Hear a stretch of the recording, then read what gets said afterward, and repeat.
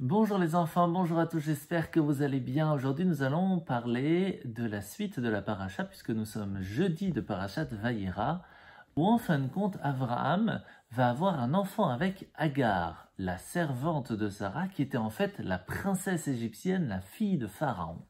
Cet enfant va s'appeler Ishmaël. Mais au bout d'un moment, Ishmaël, vers 15 ans, va arriver à la maison avec une statue et va commencer à se prosterner dessus. Il va même lancer des flèches vers Yitzhak pour essayer de le tuer.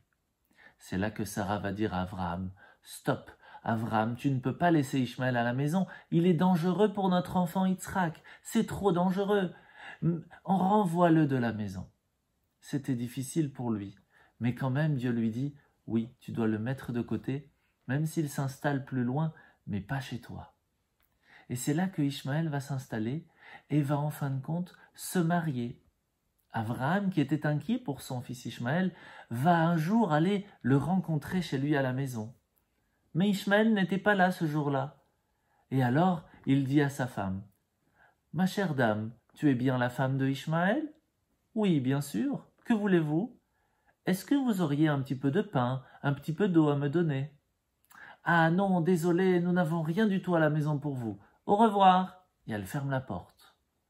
Alors Abraham dit à cette dame, « Tu diras à ton mari que je suis passé et que je n'aime pas le seuil de sa maison. » Lorsque Ishmaël arrive à la maison et que sa femme lui raconte, il comprend que sa femme n'avait pas le cœur à aider les autres et il n'était pas du tout content de cela parce que son père l'avait vu.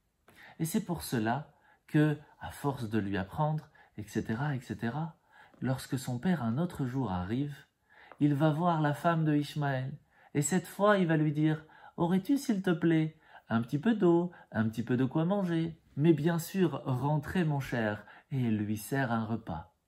Et là, il fait passer un message à son fils en lui disant « J'aime le seuil de ta maison, c'est ainsi que l'on accueille les gens. » Bonne journée.